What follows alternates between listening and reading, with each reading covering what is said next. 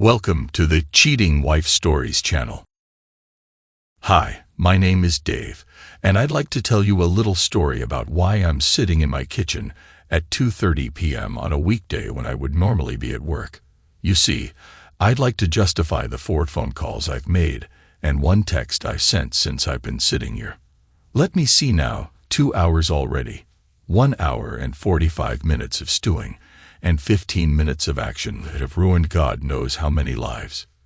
You see, excuse me, someone is at the door. Oh, hi, sweetie. Where's Fiona? I rang Stuart, and he came home early. He'll pick her up from Kinder and look after her until I get home. Linda, I've said it before, but I'll say it again. He's a great guy. I know it's traditional for a bloke to dislike his son-in-law, but you picked so damned well that I just can't help liking him. I chuckled at my daughter's grim smile. We shared a sense of humor. Have you told Pete yet, Dad? No, your brother is at sea at the moment. I'll email him later. Okay, Dad, I'm here for you. You know that. Yeah, thanks, sweetie. We lapsed into silence for a long moment. Why would she do this to you, Dad? I don't know, darling. Why didn't she say anything? I haven't actually spoken to her yet. You mean she's still? Yep. I watched as my daughter's troubled eyes flicked to the stairs leading up to the master bedroom. I just wanted to wait so she could tell us all why she did it at the same time. All? Yeah, I've invited a few more guests. They should be here shortly. What are you going to do? No more and no less than I have to so I can survive this. So you already have a plan? Yep. Doesn't it depend on her reason? The facts speak for themselves. The reason is irrelevant, but she may have been blackmailed. Believe me, if you saw what I saw and heard what I heard, you'd know she wasn't being blackmailed. Linda looked into my eyes for a moment. I thought you were taking this well, but I can see now you're not, are you? No. I turned away. No daughter should see her father cry. What would you like me to do? You do what your conscience tells you to do. I won't think better or worse about you whichever way you decide. Thanks, Dad. Do you have any idea why she would do this? I have absolutely no idea, sweetie. I thought we had a good marriage until this morning. What happened this morning? Well, your mother has always been lousy at lying and keeping secrets.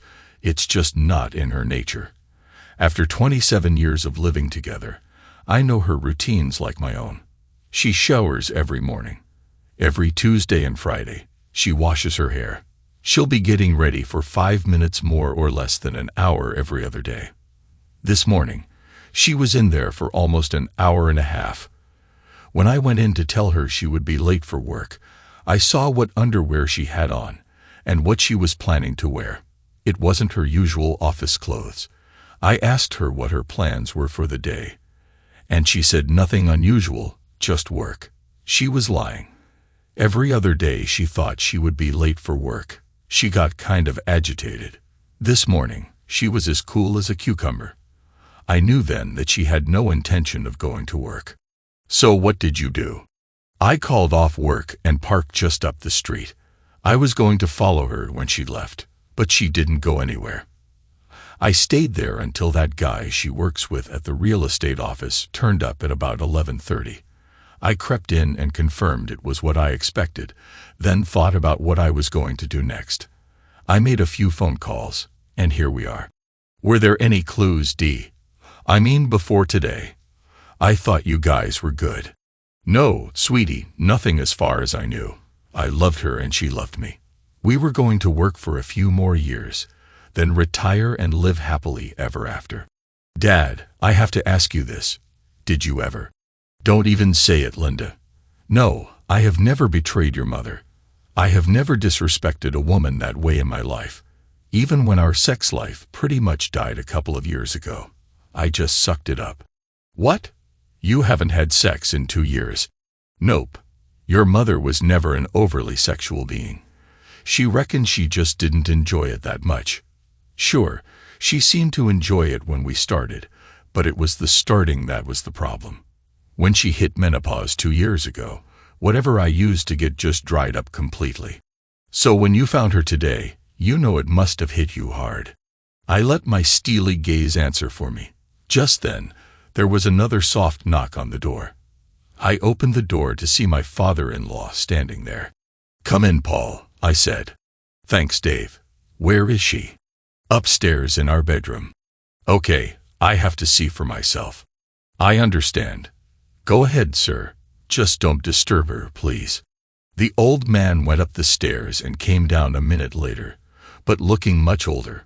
He slumped into a chair, and I poured him a whiskey, which he gulped down. "I can't believe she would do that to you. She knows how devastated you were when that fiancé of yours cheated on you. She helped pick up the pieces after all. Not only that, she knows how devastated I was when I caught her mother, and she ran off, abandoning me and the kids. Sorry, I have to get out of here. I guess a woman shouldn't see her granddad cry either." I walked him to the door. Linda looked like she was going to follow us, but I waved her back.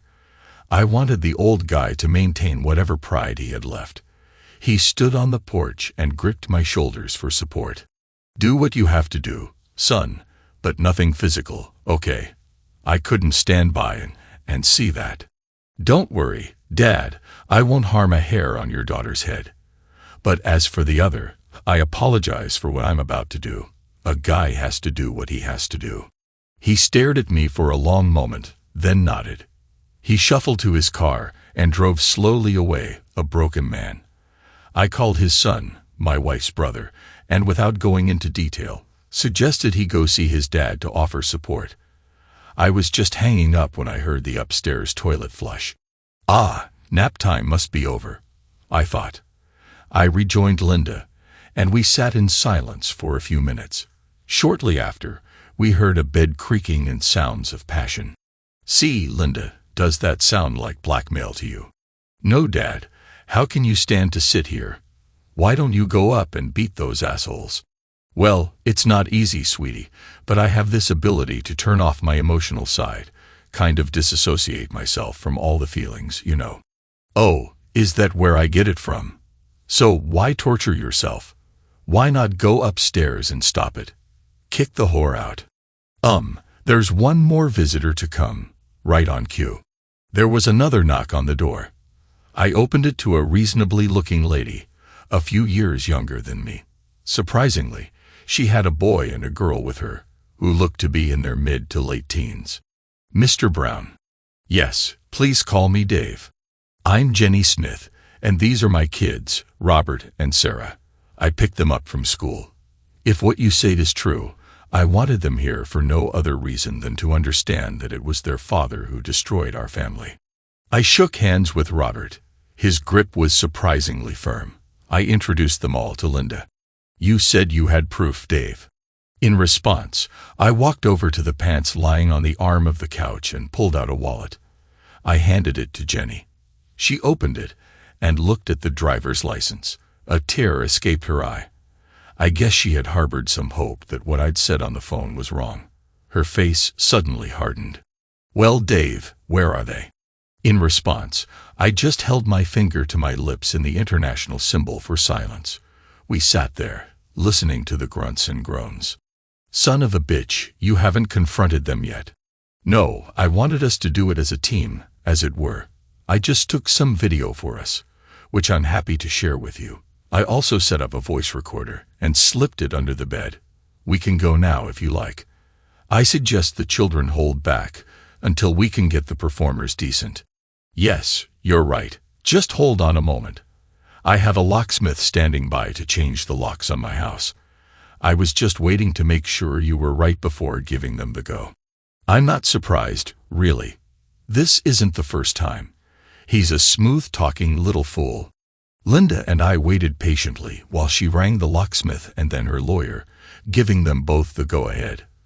We distracted her children from the noises by chatting about trivial matters. Jenny then pushed her shoulders back. "Okay, let's do this." Jenny, Linda, and I ascended the stairs while the kids waited below for our cue.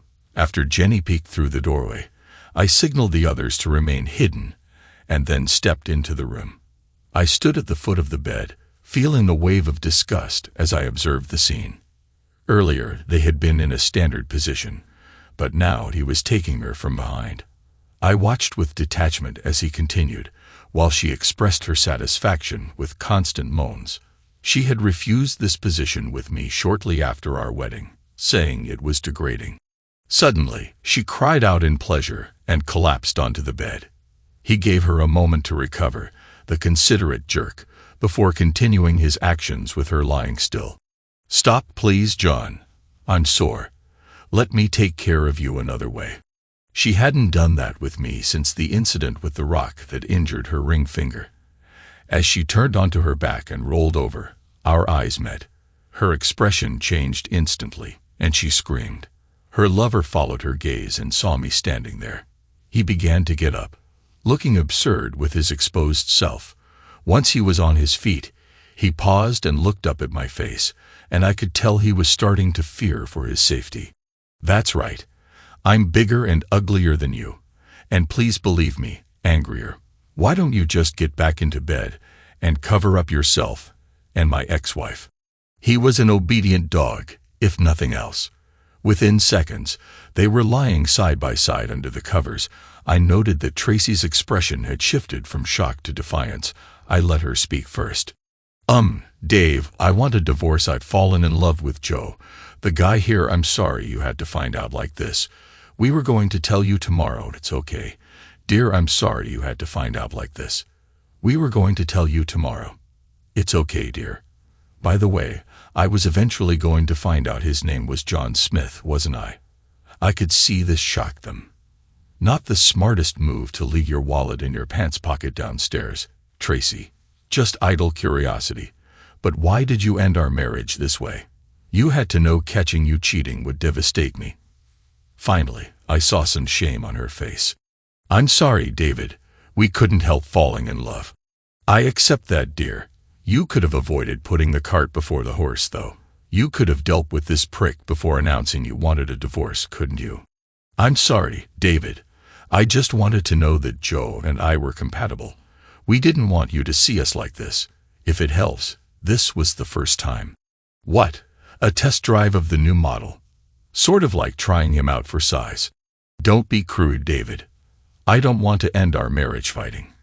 Can't we just part as friends? This almost got through my mental defenses. I was guessing that under the pressure of the situation, she was quoting from tomorrow's pre-rehearsed speech. You've got to be kidding. You're lying in my bed with another guy's mess still on you, and you want to part as friends. That's not going to happen. We stared at each other until Tracy dropped her eyes. I decided it was time to start evening the score. Your dad asked me to tell you how disappointed he is in you. He kind of hoped you wouldn't turn out as big a whore as your mother. You didn't. Tracy's face went sheet white. I did. I'm surprised you didn't see him. He was standing right here not half an hour ago. Why? Because I wanted you to start feeling some of the pain I've been feeling since shit stain here showed up. I don't know what the kids will make of it all. Oh God, Dave, please don't tell the kids. Sorry, dear, too late. Linda chose that exact moment to step into view in the doorway. Tracy glanced over at the movement, squealed, and then buried her face under the sheets. Don't bother, Mom. It doesn't work for ostriches, and it won't work for you. Tracy just stayed under the sheets, moaning. Her bed partner looked really uncomfortable. When Dad rang me, I gave you the benefit of the doubt. I couldn't believe you would do this to him.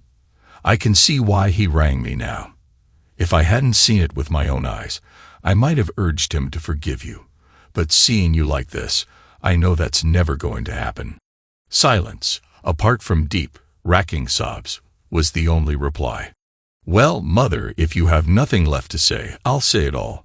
We won't be needing you to babysit your granddaughter this weekend. In fact, if cutting you off from seeing her will keep her safe from your poisonous influence, then you can kiss goodbye to ever seeing her again. There was a pitiful moan from under the sheets. Linda was sobbing herself now. You should have seen the look on poor old Granddad's face before you devastated him. She turned to run, but I grabbed her and hugged her. She pulled away and ran downstairs. Shortly afterward, we all heard the front door slam. It was a couple of minutes before Tracy re-emerged with red eyes. "Why did you have to do that, David?" "Because you haven't felt half the pain I have yet, Tracy. You haven't felt like you've had your heart ripped out and stomped on, but you will, I assure you of that. Now I'm sick of this charade. Just get the hell out of my house, both of you." Again, the look of defiance returned to Tracy's face. "If anyone is leaving this house, it's going to be you. I had the power of attorney you gave me in case anything happened to you, and I used it to transfer the deeds into my name only." I think the vehemence of her own voice even surprised Tracy. She could certainly see by my face that by revealing another of her betrayals, she had made me even angrier. She also realized that morally she was just digging her grave deeper and deeper. I recovered quickly. The strange thing is, with shocking news, it stops hurting once it reaches a certain point. I had reached that point 2 hours ago. "How are you going to afford the mortgage, Tracy?" "You think we didn't work this out, David. With my pay and commissions, plus John's, we cover it easily." "What pay is that, Tracy?" "Your boss, Mr. Johnson, said to tell you both you're fired. He would have told you himself, but apparently, both your phones are off. Good Christian soul that he is. He took a dim view of two married pricks like you cheating on company time. You didn't tell him, did you? Tell me you didn't." "Yep, sent him some lovely photographs too." Tracy's bedmate finally found his voice. "How do you know I'm married?" "Driver's license, remember. Phone book, telephone, easy. Wife Jenny, about 5 feet 6 inches. Pretty red hair. Children Robert and Sarah, look like good kids.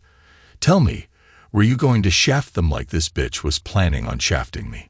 "Please, Mr. Brown, don't tell my wife." "Why not? Haven't you finished draining all your bank accounts yet in preparation for sailing off into the sunset with my wife? She was going to get the house. Just give me a chance to tell her gently, please. She doesn't deserve this. I still love her in my own way. She doesn't deserve to find out like this." "What? Doesn't deserve to find out like I did? You mean?" "Yes, you're right. Unfortunately, it's too late. I didn't need to turn around to know exactly when Jenny and her children stepped in the door." His face told the story. The expression was priceless. "Yes, it's way too late, my darling husband. I will be eternally grateful to Mr. Brown here for bringing this to my attention. Just so you know, the video he is giving me should be enough to trigger the post-nop we had drawn up last time I forgave you." Tracy's head swung to look at her bed partner. In my disassociated state, I idly wondered whether it was the fact that he was a serial cheater or the news that their financial plans were now scuppered that was affecting him the most. "The lock should have been changed on my house by now. If you want to stop by in the morning to collect your things, they will be in the dumpster. I intend to hire a locksmith this afternoon." Throughout this, the unfortunate John had just looked at his own feet with an expression of horror. I found out later that it had been him who initially seduced Tracy, but the test drive had been her idea. His plan had actually been to tell his wife and family the next day as well. He looked forlornly at his wife, then glanced briefly at his kids, but couldn't face them for long. Jenny was losing control, but rallied briefly. "Well, kids, if you ever wondered what a whore looks like, then take a good look." Tracy cringed under their combined stare. Jenny grabbed the kids and stormed out. I walked to the bed and snarled at the cowering couple. "Just get out of my house. You have no idea of the rage I'm feeling right now. I'll return in 2 hours. I want you both gone when I get back. Don't even think about trying to rip me off, Tracy. If you do, then your chances of living happily ever after, make that living period, will plummet from very, very small to non-existent. Understand?" One look at my face convinced them of the seriousness of what I intended. I ran after Jenny and caught her before she drove off. We agreed to meet at a coffee shop, which we did. We consoled each other and tried to lead the kids through the process to come. Robert proved to be mature beyond his years and helped comfort his sobbing sister. I really wish her father was here to see his daughter's pain. I gave Jenny my card and offered to help her with anything I could. We parted as friends. The next week was very hard. Yes, I can turn off my emotions in a crisis. However, that doesn't stop the pain. It only defers it. Sure, I was busy with work and lawyers. They were very interested in my evidence, particularly the voice recorder I retrieved from under the bed. It had picked up fairly clear conversations where the two lovers detailed the extent of their planning to snatch the majority of the marital assets of the two households. Tracy was justifying it as her right and because of my earning capacity. The assumption in divorces is usually an equal split, but my lawyer informed me that judges have the capacity to deviate from this and evidence of pre-planned skullduggery often sways them that way. Linda insisted on hearing the recordings as well. We were both stunned by her mother's planned vindictiveness. Linda actually rang her mother for an explanation, but got nothing to convince her that it wasn't just pure evil. I put on a brave face for Linda and a brave voice for my son when he called, but I was struggling. The weekend after the show, I got a very welcome call from Jenny. She was very happy to mow her own lawn, but had no idea how the mower worked. After some lessons on Sunday and doing some other small maintenance jobs, I was invited to stay for dinner. We were still chatting when the kids went to bed. Then things turned serious. "How are you doing, Jenny?" "About as well as could be expected, Dave. Thanks for asking. I think I've been mentally preparing myself for this for years. Deep down, I knew it would happen again. My lawyers have discovered what he had planned for our finances and blocked it all. I couldn't believe the little prick was going to leave us practically penniless. The lawyers are telling me that I'll get the house, child support, and alimony, plus 90% of the assets, thanks to your evidence and the post-nop. Happy to be of service, Jen. My lawyer said something similar, but with only 50 to 70% of the assets. He came around 2 days ago begging. I think his lawyers told him the same things mine did, and the idea of being financially screwed terrifies him. I told him to piss off. The only thing that worries me is the effect on the kids. Sarah is at an age where she can develop fine without a father, but I'm worried about Rob. I know, Jen, at his age, a boy needs a good, strong male role model. I've been thinking about that. Can I volunteer for the job? I'd be honored to come into his life and help where I can." Jenny was silent for a long moment.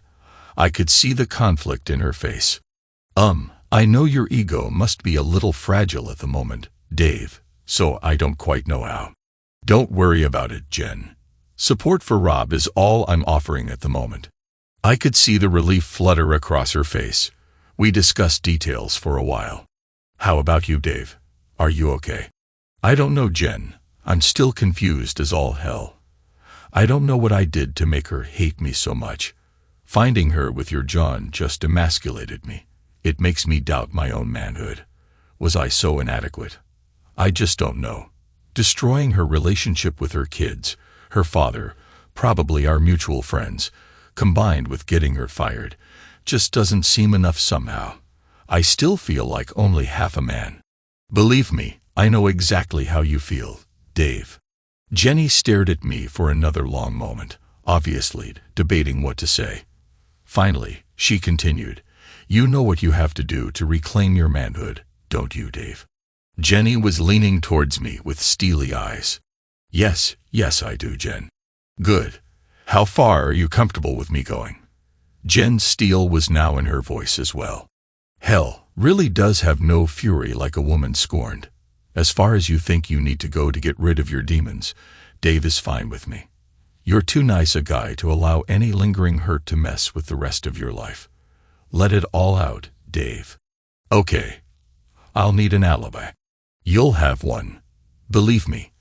When she told me what she had in mind for an alibi, we both laughed for a long time. Boy, I needed that. We resumed talking. This conversation was only half over. "What about me, Jen? Do you feel you need some revenge on Tracy?" "Good Lord, no. I know what a smooth-talking little prick he can be. Your poor wife didn't stand a chance. I almost feel sorry for her. We parted as friends, and she promised to talk to Rob about whether or not he was interested in helping restore an old car I had. He was, and that set the pattern for the next 6 weeks. After school, he would come to my place, and we would putter around. I used every opportunity to talk to him about my ideas and values, and we became firm buddies. After I took him home, it was a different matter. I used all my free time to spy on the happy couple. With our bank accounts frozen by the lawyers, John and Tracy couldn't get a place of their own. Tracy was staying with one of her few remaining friends, and John was doing the same with one of his. They spent most evenings together before going their separate ways late at night. Finally, I had established enough of a pattern that I rang Jenny one Thursday night and announced that the next night was it. She arranged for the kids to go to her parents for the night. I drove to her place and parked in her driveway. After a kiss on the lips and a "give him one from me," I wheeled an old motorbike of John's out the back gate and started it a block away from her house.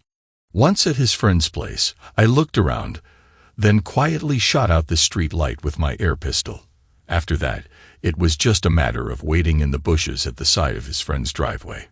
He surprised me by breaking routine. He arrived by cab 40 minutes later, rather than by car. The reason became clear when I saw his unsteady steps coming down the driveway. He'd been drinking. Now, hitting has never been in my nature. My sense of honor demanded a fair fight. Well, fairish anyway. About as fair as screwing the guy's wife when he didn't even know you existed. I stepped in front of him. "Hi, John." He froze. Then, in the dim light, I saw recognition dawn in his eyes. He certainly didn't react the way I thought he would. Well, they don't call it Dutch courage for nothing, I suppose. Well, if it isn't the guy who couldn't keep his woman in check. Very bad move on his part. Instantly, my careful plan of a limited assault went out the window. The wrong beast pounced. A right to the jaw knocked him to his hands and knees. Then my memory got a bit hazy. From later reports, I think I kicked him in the ribs a few times, stomped his kidneys and lower legs, before landing a few well-aimed kicks between his legs. Luckily, my red haze lifted, allowing me to complete the last part of my plan. I lifted his unconscious form and dumped him in the middle of the road. Maybe the police would think he was another hapless hit-and-run victim. Maybe not. I walked back to the motorbike and rode to a shopping center. In the shadows, I changed clothes and dumped them, as well as my gloves, in a dumpster. Finally, I rode a block away from Jenny's house and pushed the bike back. Jenny was expectantly awaiting my return and grilled me on how things had gone. She didn't seem that upset that I had overstepped my plan in my rage. Upset people don't normally grin like Cheshire cats when they've been wronged. When she had every sort of detail, I excused myself to hit her shower and get rid of any potential evidence. I checked my knuckles for bruises. All good. My eyes were closed as I was rinsing my hair when I felt a cool breeze, then warm skin. A pair of arms encircled me from behind. "I thought you didn't want this." "Screw what I want. You need this. You've taken the man. Now you need to take his woman." I spun around and we kissed. Boy, I needed that. We finally broke apart. Besides, when the police come to check your alibi, I want to be as convincing as possible. Now finish up, you great lummox, and get in the bedroom. Who was I to deny the request of a lady? Still damp, I threw her on the bed and claimed her. I'm usually proud of my consideration as a lover. There was none of that tonight. I took her as long and as hard as I could. If I'm any judge, she loved it as well. I awoke in the pre-dawn light as I felt her slip back into bed. She snuggled up to me. "I'm sorry, Jen. I was tired last night. I hope you weren't too disappointed. If that was you in second gear, God help me if I ever get your third." We both dozed for a few more minutes.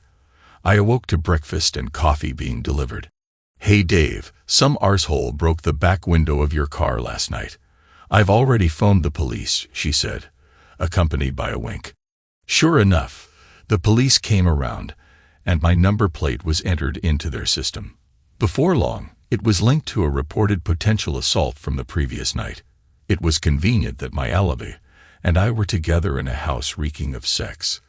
The nosy neighbor backed up our story of my car being parked there at the time of the assault, as it had been once a week for the last few months. She wasn't to know that I wasn't in the spare room as usual. I was never a serious suspect. I did see Tracy one more time about a week after her lover's bad night. She rang to say she was coming over to get the rest of her stuff. When I explained that it had all been donated to charity, she said she wanted to talk anyway. When I heard her car pull up, I looked out the window to see Tracy standing next to her car on the phone. I answered the door in my dressing gown. When she finally knocked, she frowned at my choice of apparel, but I made sure my face betrayed nothing as I invited her in. I asked her to hand over her phone and handbag, then put them in a spare room and closed the door. She was smart enough to guess that I suspected she might try to record this conversation. With what she was wearing, she couldn't be concealing a recording device in her clothes. We settled into chairs on either side of the kitchen table. "Dave, you should know that I've arranged with a friend that if I don't call within 60 minutes, she'll send the police here." I nodded at her wise precaution, but remained silent. I had only one thing to say to her, and it could wait. "Dave, could I just say how sorry I am for how our marriage ended?" "Save your breath, Tracy. I'm not the slightest bit interested in sitting here listening to you trying to appease your conscience by justifying why you tried to destroy me." The expression on her face was priceless. It was like she was thinking, "Who is this guy?" "Okay, Dave, it was you who beat up John, wasn't it?" "Yes." That caught her completely off guard. She obviously expected me to deny it. "What's so hard to understand, Tracy? You asked me if I'd beaten him up. I said yes, it was me. But why? He'd never done anything to you." "Come on, Tracy. Extramarital sex can't have rotted your brain that quickly.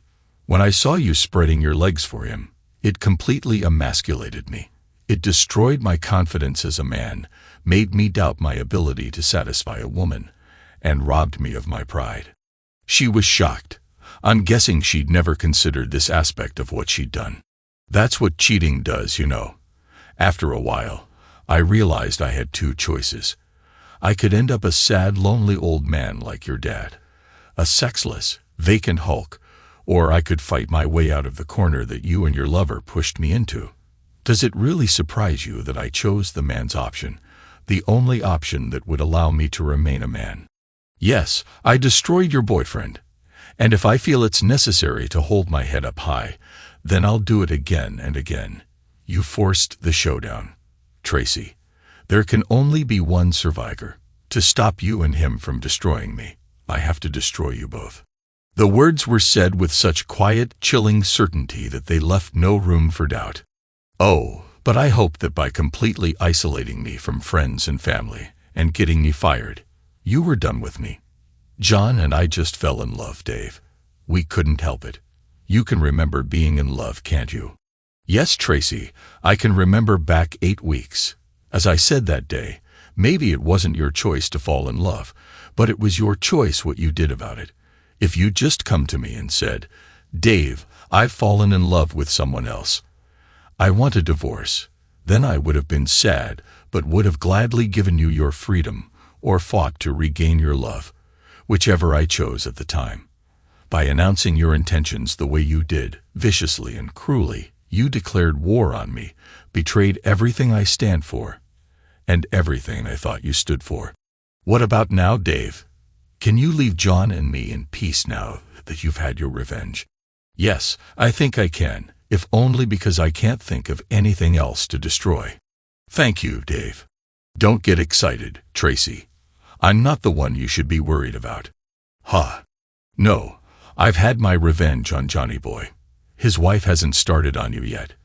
If I were you, I'd look out for her. She's one mean lady, I can tell you." At that moment, a disembodied female voice floated down the stairs from the master bedroom. "Are you coming back to bed, Dave? You promised me 6 orgasms a day, and you're under budget." "Who is that?" Tracy asked. "Jenny," I yelled, running towards me with a warning not to go to the police again. I climbed the stairs to find a fully clothed Jenny. She held me until the tremors ceased. As for Tracy, she took off to places far away, and I never tried to find or contact her again. Like I said, Dave's the name, and I feel great. I've read somewhere that some people who get revenge on someone who has wronged them find it a hollow experience. For me, it's the most effective cure for depression I've ever heard about. Screw it. Time to stop dwelling on the past. It's too negative. My new life awaits. Jenny and I never became an item. We did use each other to relieve our frustrations fairly regularly, but there was never the necessary spark to go to the next stage. We were good friends, though, and looked out for each other. Under our combined guidance, Rob and Sarah turned out well. I backed off when potential boyfriends were around her and stayed out of her bed until their relationship ended.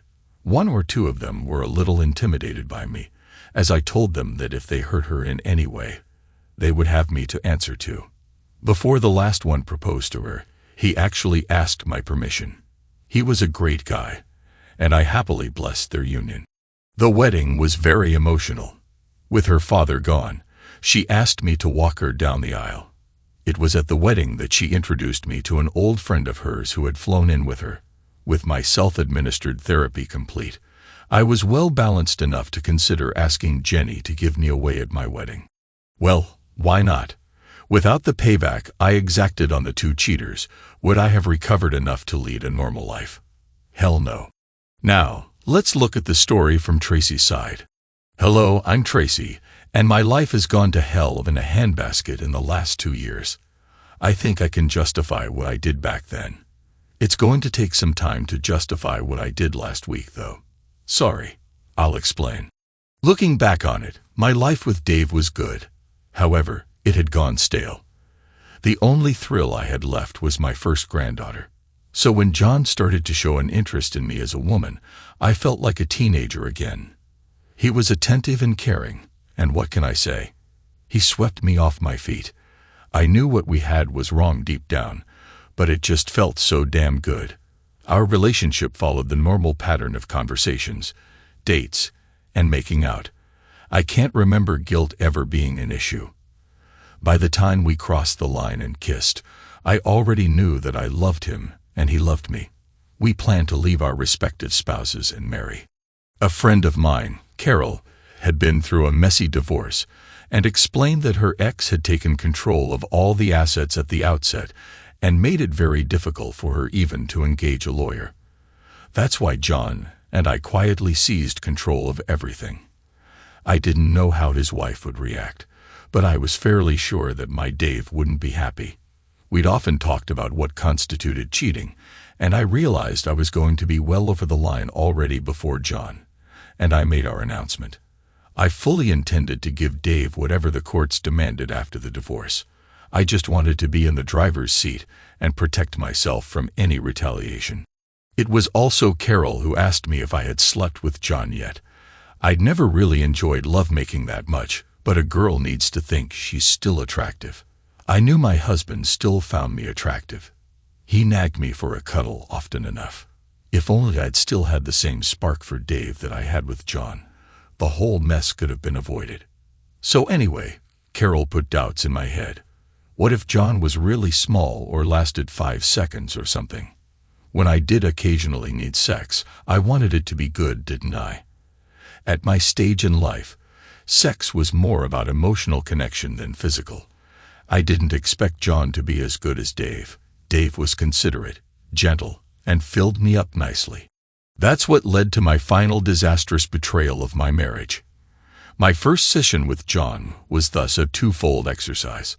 1, to try him out, and 2, as a final bonding exercise to steel ourselves for the emotionally difficult tasks we had planned over the next few days. Being honest with myself, I think I'd wanted to snare John's full attention, so he wouldn't back out of our plans. Even then, I suspected he was quite a weak person. I know what you're thinking.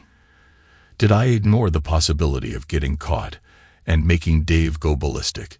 Did I consider the effect on my father and kids? The simple answer is no. I never expected to be caught, and if I was, I never expected Dave's nuclear response. As for the rest, I just didn't think of it. I never compared myself to my mother. I was so young when she left us that she didn't come into the equation. After all, it cost me. I'd like to say that the sex with John was mind-blowing, but it wasn't. He wasn't tiny, but nowhere near Dave's caliber. He lasted a decent amount of time, but since I dried up after a few minutes, it just became uncomfortable. I found myself faking enjoyment, just as I used to do with Dave. Men and their bloody egos, I ask you. I still have no idea how Dave found out about my one and only infidelity. It's just not important to me anymore. I was devastated when I saw the look of hurt in his eyes when he came into the room.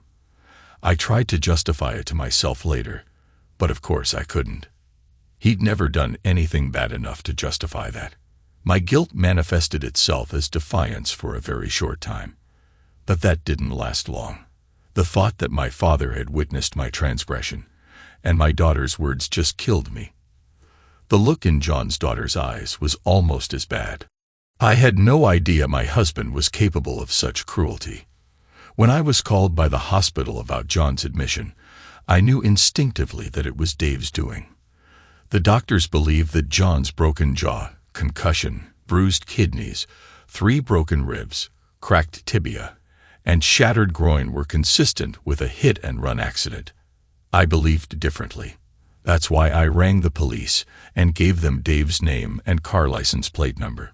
When I rang back 2 days later, they said he was no longer a person of interest. That's why I hadn't left John's side for the week he was in the hospital. I knew he needed my protection.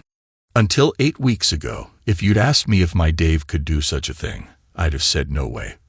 For 15 minutes in my old bedroom, I caught a glimpse of the new monster Dave, a monster that I knew I had created, a monster that was more than capable of unlimited cruelty.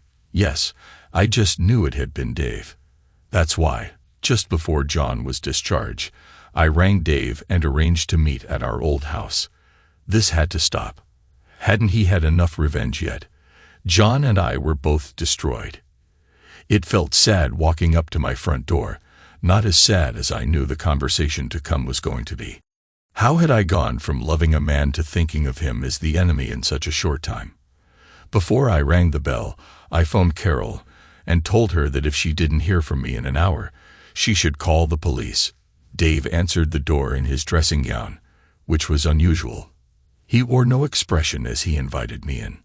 When he asked me to hand over my phone and handbag, I kicked myself for not thinking of bringing a recorder. Then I asked myself why. He was never going to admit to the assault. I stared briefly at the stranger I had known for over 27 years. I did feel remorse for how our marriage ended by explaining how I'd fallen. I hoped to ease his pain and maybe get him to back off a little, but he shut me down as soon as I began. He wasn't interested in the why. His tone was harsh and his facial expression blank. Who is this guy? I didn't recognize the face or the voice. I was stunned when he bluntly admitted to beating up John. When I heard his motivation, I could see exactly why he'd done it. Let's just say it didn't ease my conscience any. I genuinely didn't see why Dave hated John so much, but he set me straight on that very quickly. I suddenly realized how self-centered I had become. It had blinded me and allowed me to rationalize the completely unacceptable. I suddenly knew not only why we were being punished, but judging by the expression on Dave's face, it wasn't over. My asking if he remembered what love felt like was part of my prepared speech. His answer was like a knife twisting in my gut. How else could a fundamentally decent person feel? I knew I had to run. My question about future revenge was simply to see how far he would go. I hadn't considered that John's wife was a physical threat until Dave's words. With a flash of insight, I suddenly found myself in her shoes. What would I do if she did to me what I'd done to her? The chill went down my spine when I discovered she was upstairs. I ran. I collected John from the hospital, and then we both ran. The divorces were both finalized, and the paperwork was delivered to our P.O. box 2 towns away from my new home. The stress of living anonymously with no friends and constantly looking over my shoulder was tremendous. We had a little money, but eventually the waiting was tough. The only jobs we could get were commission-only real estate jobs, and it was a long time between drinks. John and I got married 6 months later. Looking back on it, we were two castaways thrown together, and it was a mistake. I also think one of the motivations was that by getting married, we could retrospectively justify the pain we had caused so many, especially ourselves. My latest downfall started innocuously enough. John's one remaining testicle never did work. He was totally incapable of having an erection. We never could afford the course of testosterone treatment required to alleviate the problem, which made him moody, insecure, and jealous. Let's face it, a marriage that has infidelity as its cornerstone is an uphill battle right from the start. His grouchiness caused me to become very unfriendly as well. A friend of mine recommended HRT therapy as it had fixed her similar condition. I balked at the probable cost, but she explained that since every second woman over 45 was on it, it was much cheaper than testosterone therapy. One doctor's visit later, and as if by a miracle, life returned to a happy normal. My doctor had warned me that one of the side effects of estrogen tablets was a resurgence of my libido. He said it with a smirk, like it was a good thing. However, when it happens to the wife of a man with erectile dysfunction, it is very destructive. I found myself hornier than I had been since 5 years into my marriage to Dave. John refused my pleas. Oral sex and self-pleasure can only get you by so much. I learned quickly to hide my vibrators from John, as they set him off something shocking. When the guy at my new work started showing an interest in me, I couldn't help but respond. He was much younger than me, and it was very flattering. Hiding our dates was extremely stressful. John was much harder to fool than Dave had been. The first time we kissed was like an electric shock, not from the thrill of it, but because of the strong déjà vu experience it elicited. I refused to go through that again. I refused to cheat. I thought long and hard, but finally came up with a solution. It was less than ideal, but John had to respect my drives, didn't he? So I sat John down last Thursday night and, as gently as possible, told him that I wouldn't be home Friday night. I needed to take a lover. I promised I would be discreet, that it was only sex, and that I would never rub his nose in it. I took his silence Thursday night and Friday morning as reluctant acquiescence. After buying me dinner and a disappointingly short sex session, my new lover fell asleep in embarrassment. I went home to John in the trailer, but he wasn't there. The wail of sirens alerted me to the fact that dawn had revealed him swinging from a tree. I'd done it again, destroyed a man. I braced for the payback. I knew he had organized. I was surprised to find it only consisted of a suicide note and a letter to his attorney. The suicide note was emailed to all our friends, who dumped me quicker than an airplane toilet. The letter to his attorney was to change the beneficiaries of his life insurance policy and his will for me to his children. When will I ever learn? Never mess with a man's pride. Thanks to everyone who took the time to listen to today's stories. If you enjoyed it, please consider liking and subscribing if you haven't already. Feel free to share your thoughts on the events in the comments below. Take care.